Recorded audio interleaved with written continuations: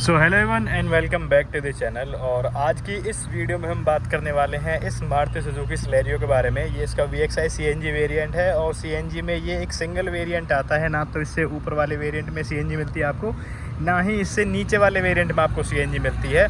इस गाड़ी की प्राइसिंग की बात करें तो ये आपको कॉस्ट करती है 5.97 लाख रुपीज़ एक शोरूम, 5,97,000 रुपये एक शोरूम दिल्ली फैजाबाद के अंदर। अभी जो ऑन रोड चीज़ें हैं वो डिपेंड कर सकती हैं स्टेट टू स्टेट और डीलर टू डीलर। बाकी थोड़ा शोर शराब आए तो प्लीज़ भाई माइंड मत करना, क्योंकि जो सामने हाईवे है तो थोड़ा शोर आपको आता रहेगा।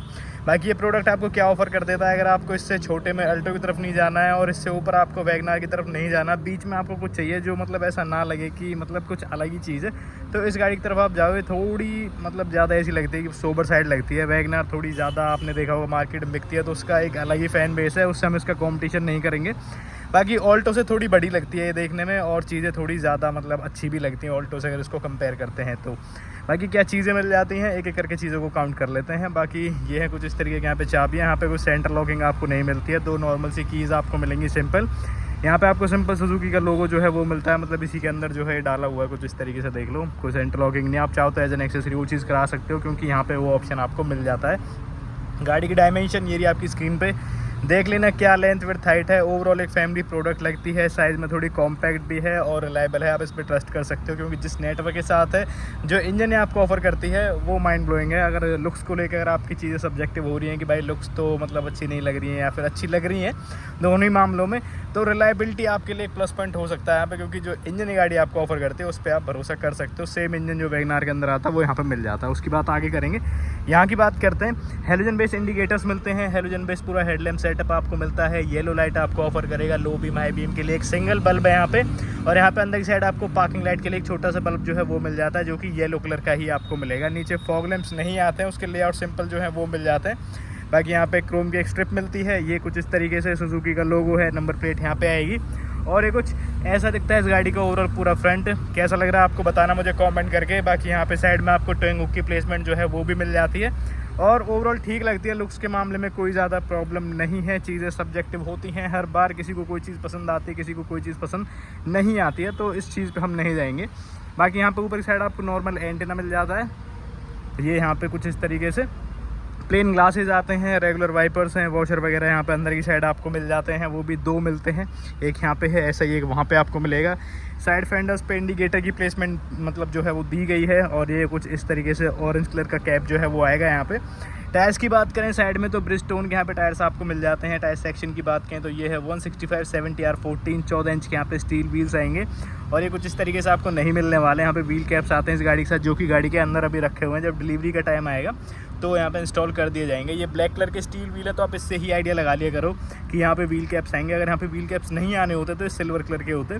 यहाँ पे आगे डिस्क, पीछे आपको ड्रम ब्रेक्स मिल जाती हैं। 170 mm की ग्राउंड क्लियरेंस से गाड़ी आपको ऑफर करती है, जो कि प्रोडक्ट के हिसाब से डिसेंट है, कोई प्रॉब्लम नहीं है उस चीज़ को लेके भी। बाकी यहाँ पे बॉडी कलर ORVMs मिल जाते हैं, बॉडी कलर डोर हैंडल्स मिल जाते हैं, फिजिकल एक्सेस मिल जाता है चाबी डाल के दरवाज़ा खोलने के लिए, और ये कुछ इस तरीके से दिखते हैं इसकी पूरी साइड प्रोफाइल। कोई कंप्लेंट्स अभी तक नहीं है इसके बारे में। बाकी यहाँ पे कोई स्पॉइलर वगैरह तो नहीं आता है। बाकी यहाँ पे आपको हाई माउंटेड स्टॉप लैम्प मिल जाता है, जो कि ग्लास के अंदर ही इंस्टॉल है। प्लेन ग्लास आता है, कोई डिफॉगर वाइपर जैसी चीज़ें नहीं मिलती हैं। यहाँ पे हेलोजन पूरा सेटअप मिलता है टेल लैम्प्स के अंदर। यहाँ पे रिफ्लेक्टर्स हैं, 2 पार्किंग सेंसर्स हैं, एक इधर है एक इधर है। यहाँ पे सिलेरियो जो गाड़ी का नाम है वो यहाँ पे मेंशन है, सुजुकी का लोगो, और ये पीछे वाले टेल गेट को खोलने के लिए हैंडल। यहाँ पे फिजिकल जो चाबी डाल के दरवाजे को मतलब इस टेल गेट को लॉक अनलॉक करने के लिए सिस्टम है वो मिल जाता है। CNG का यहाँ पे स्टिकर है, और यहाँ पे लेफ्ट साइड से डलेगी CNG और पेट्रोल। यहाँ पे नीचे की साइड यहाँ पे आएगी नंबर प्लेट। और इसके बारे में क्या ख्याल है बताना, मतलब इस रेयर प्रोफाइल के बारे में। अभी बूट की बात करें तो कुछ इस तरीके से खुल जाएगा बूट। 313 लीटर्स की बूट स्पेस आती है जब ये सिलेंडर नहीं होता है यहाँ पे। अभी CNG सिलेंडर है तो कुछ इस तरीके से डिसेंट सी स्पेस मिलती है, मतलब छोटे छोटे बैग आप यहाँ पे रख सकते हो, यहाँ पे रख सकते हो, उसके ऊपर कुछ रख सकते हो, बस उतनी ही स्पेस आपको मिलती है। बाकी स्पेयर व्हील पूरे तरीके से आपको मिलेगा, पार्सल ट्रे मिल जाती है, टूल किट वगैरह सारी चीज़ें आएंगी गाड़ी के साथ, और ये चीज़ें भी यहाँ पे कवर्ड हैं, तो ये चीज़ भी ठीक है। मतलब जिस तरीके से प्रोडक्ट है आपको अच्छा लगेगा, कोई चीज़ों में आपको ऐसी कोई खास कमी फील नहीं होगी।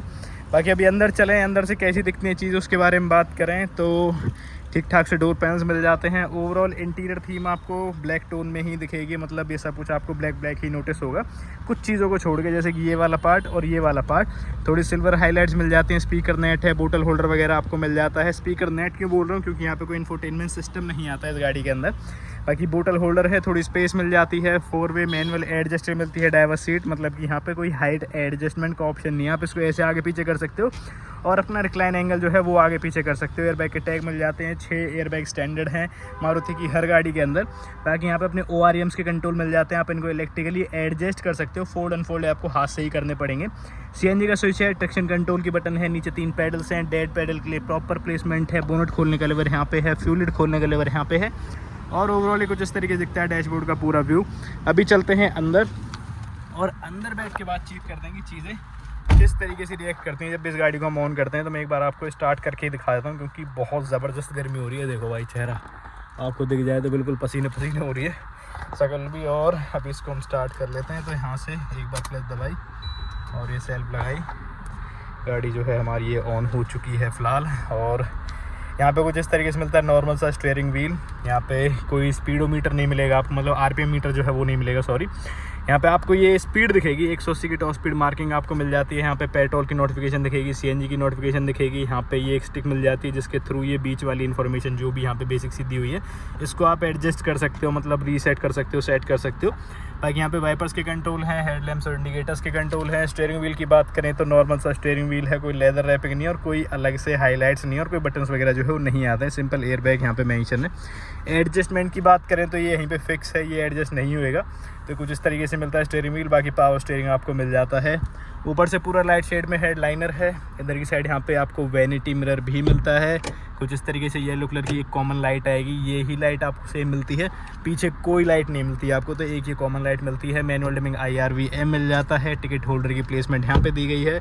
अभी डैशबोर्ड की बात करें तो यहाँ पे भी थोड़ी सी सिल्वर हाईलाइट जो है वो मिल जाती है। ये सिस्टम जो है खाली आता है, तो ये आपको एज एन एक्सेसरी कराना पड़ेगा। बाकी ये आपकी मर्ज़ी, आप जहाँ से भी कराना चाहो वहाँ से आप करा सकते हो काम। डोर्स के लॉक हैं, विंडोज़ के लॉक हैं। आगे वाली जो विंडोज़ हैं उनके कंट्रोल यहाँ पे आपको मिल जाते हैं। हेज़र लाइट की बटन है और यहाँ पे मैनुअल AC आता है, तो उसके पूरे कंट्रोल्स दिए गए हैं। नीचे यहाँ पे एक टॉगल चार्जिंग पोर्ट है, यहाँ पे थोड़ी स्पेस मिल जाती है। कप होल्डर्स हैं, 5 स्पीड का मैनुअल गियर लीवर कुछ इस तरीके से मिलेगा। और ये है फायर एक्सटिंग्विशर जो कि गाड़ी के साथ ही आएगा, सीट के नीचे इंस्टॉल हो जाएगा। अभी कुछ इस तरीके से रखा हुआ है। बाकी हैंड ब्रेक है क्रोम टिप के साथ। और पीछे वाली जो बटन है, मतलब पीछे वाली जो पावर विंडोज़ है उसके कंट्रोल आपको यहाँ पे मिल जाते हैं बीच में। तो ये है चीज़ें। ग्लव बॉक्स के अंदर भी ठीक ठाक स्पेस आपको मिल जाती है। एयरबैग यहाँ पे भी मेंशन है। और ओवरऑल कुछ इस तरीके से दिखती हैं सारी चीज़ें यहाँ पे। आपके क्या ख्याल हैं इसके बारे में मुझे बताना कमेंट करके। प्राइस पॉइंट के हिसाब से गाड़ी कितनी वर्थ बाइंग लगती है, आप इसकी तरफ जाओगे या नहीं जाओगे, वो चीज़ें मुझे एक बार ज़रूर एक्सप्लेन करना। बाकी अभी हम चलते हैं पीछे कैसा कंफर्ट है, चीज़ें किस तरीके से मिल जाती हैं और मेनली एक्सपीरियंस कैसा रहता है प्रोडक्ट का, उसके बारे में बातचीत करते हैं। और यहाँ पे भी बात करें पीछे वाली सीट की, तो उससे पहले आप ये डोर पैनल देख लो। यहाँ पे भी आपको सारी चीज़ें सेम टू सेम मिलती हैं। सेम जैसा आगे सब कुछ वैसा ही पीछे भी मिलता है। सिल्वर जो हाईलाइट है वो सिंपल यहाँ पर आपको मिलती है। बाकी सारी चीज़ें सेम है, स्पीकर नेट बोतल होल्डर वगैरह और वही सेम प्लास्टिक, वही सारी चीज़ें हैं। सीट की बात करें तो यहाँ पे 60-40 का ऑप्शन आपको मिल जाता है। 3 पॉइंट प्रॉपर सीट बेल्ट आपको मिल जाती हैं। बाकी कुछ इस तरीके से सारी चीज़ें जो है वो मिलती हैं। सीट्स के अंदर ही इंटीग्रेटेड है, पीछे वाले हेड रेस्ट और आगे वाले भी। और यहाँ पे कंफर्ट और स्पेस की बात करें तो 5-9 के हिसाब से ये आगे वाली सीट एडजस्टेड है, मतलब कि मेरी हाइट के अकॉर्डिंग। पीछे खुद मैं बैठा हूँ, यहाँ पे आप लेग रूम चेकआउट कर लो कितना है मेरे पास। थाई रूम में मतलब ऐसी कोई परेशानी नहीं है मेरी हाइट के अकॉर्डिंग। बट अगर आपकी हाइट थोड़ी ज़्यादा है तो आपको यहाँ पे थोड़ी प्रॉब्लम जो है वो फेस करनी पड़ सकती है, मतलब इस थाई रूम को लेके। तो ये चीज़ है। सिटिंग कंफर्ट ओके कोई प्रॉब्लम नहीं है। और इस डब्बे के अंदर आपको व्हील कैप जो है वो मिल जाते हैं, जो कि गाड़ी के अंदर अभी नहीं लगे हैं। आगे कुछ इतना हेड रूम है मेरे पास, 5-9 के हिसाब से आप चेकआउट कर लो। ऊपर सभी के लिए ग्रैब हैंडल्स आपको मिलते हैं, यहाँ पे भी देख लो। एयरबैग के टैग सिंपल यहाँ पे दिखेंगे आपको। और ये बटन्स मैंने आपको दिखाई दिए। यहाँ पे कोई पॉकेट नहीं है, यहाँ पे आपको पॉकेट मिल जाती है को पैसेंजर सीट पे। ये है टूल किट और कोई हम्प वगैरह जो है कुछ ज़्यादा खास नहीं है गाड़ी के हिसाब से, डिसेंट है चीज़ें। और ये कुछ इस तरीके से दिखता है डैशबोर्ड का पूरा व्यू ओवरऑल। ये आप देख लो पूरा इंटीरियर इसका। क्या ख्याल है इसके इंटीरियर के बारे में मुझे बताना कमेंट करके। तब तक हम चलते हैं इस गाड़ी के इंजन कंपार्टमेंट की तरफ। और इंजन कंपार्टमेंट कैसा मिलता है, कितनी पावर फिगर से गाड़ी आपको ऑफर कर देती है, उसके बारे में बातचीत करते हैं। और यहाँ पे बात करें इस गाड़ी के इंजन कंपार्टमेंट के बारे में, तो पहली चीज़ यहाँ पे कोई इंसुलेशन पैडिंग आपको नहीं मिलती है। इंजन की बात करें तो यहाँ पे आपको मिलता है 1 लीटर का 3 सिलेंडर NA इंजन, जो कि CNG पे निकालता है 55 bhp 82 न्यूटन मीटर्स का टॉर्क। बहुत ही रिलायबल इंजन है, मतलब इस सेगमेंट में या फिर इससे किसी भी अलग सेगमेंट में आपने 1 लीटर का इससे ज़्यादा रिलायबल इंजन नहीं देखा होगा, जो कि CNG पे लाखों किलोमीटर्स आपको चल के दे दे। तो ये कुछ इस तरीके से पावर फिगर्स हैं। और 1 kg CNG के अंदर ऑलमोस्ट 34 किलोमीटर्स की रनिंग जो है वो कंपनी क्लेम कर देती है, बाकी इसके आसपास से चल भी सकती है। ये कुछ इस तरीके से दिखता है, काफ़ी शानदार सा 1 लीटर का NA इंजन। अभी एक सेकंड इसको बंद कर लेते हैं, फिर मिलते हैं फटाफट से। तो ये थी आपके सामने Maruti Suzuki Celerio VXI CNG। I hope आपको वीडियो पसंद आई होगी, ये प्रोडक्ट भी आपको पसंद आया होगा। पसंद आया तो मुझे कमेंट करके ज़रूर से बता देना, और इस गाड़ी के बारे में आपके जो भी ओपिनियंस है वो मुझे कमेंट करके ज़रूर से बता देना कि लुक्स कैसी लगती हैं, कंफर्ट वगैरह कैसा लगता है, किसी ने अगर एक्सपीरियंस की है तो ओवरऑल जो भी आपके मन में है इस गाड़ी को लेकर ज़रूर से शेयर करना। बाकी पसंद आई वीडियो तो लाइक कर देना, चैनल को सब्सक्राइब भी कर देना, और किसी को रिकमेंड करना चाहो तो ये वीडियो आप उनके पास डेफिनेटली शेयर कर सकते हो। और हम फिर मिलते हैं, तब तक के लिए बाय बाय।